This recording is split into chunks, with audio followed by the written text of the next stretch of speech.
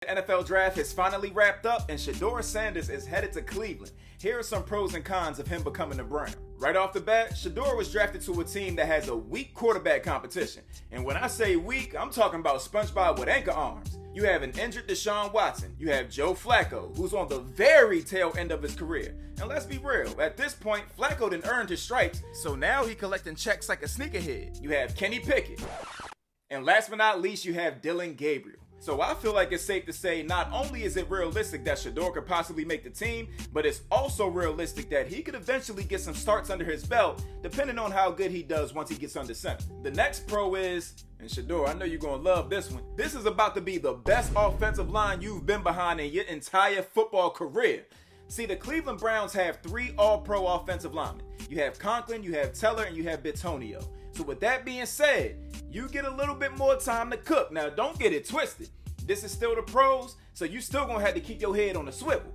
But at the end of the day, we all know when you have protection, you get to last a few more seconds. And lastly, pro number 3, expectations to win are extremely low. This is the Cleveland Browns we're talking about. Ever since they've been reinstated, they've won about 34% of their games, which means they've been losing ever since Cash Money Records then took over. So they ain't expecting you to step in and be Patrick Mahomes. But if you do happen to exceed those low expectations, you can become what Johnny Manziel was supposed to be. Now on the flip side of that, playing for a historically losing franchise can also be a con because you gotta accept the fact that you may no longer be a winner. Nick Chubb, Myles Garrett, Denzel Ward, these are all guys who are absolute dogs, but in that Browns uniform, they ain't won a damn thing except a contract extension. So I'm basically just trying to say, keep your expectations at a good balance. Don't go shooting for the moon because you might shoot right back down quicker than Katy Perry and them. The second con, boy, your ass is going to the AFC North.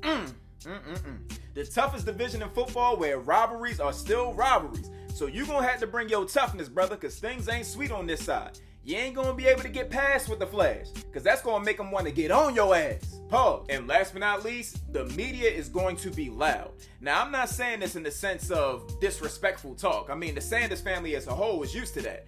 But I'm saying, if Shedeur wants to walk in with his head down and just work in silence, impossible. With the historically losing franchise and the weak quarterback competition, the media is constantly going to be in the coach's ear talking about when are we going to see Shedeur? Is it a possibility Shedeur plays? Is he going to make the roster? So on and so forth. There's no working in silence. But it can work in your favor because they're putting the word in for you, but it's also bad because it can be deemed a distraction. But at the end of the day, myself and a whole community of people are proud of you, Shedeur, and we're rooting for you at the next level. Cook up.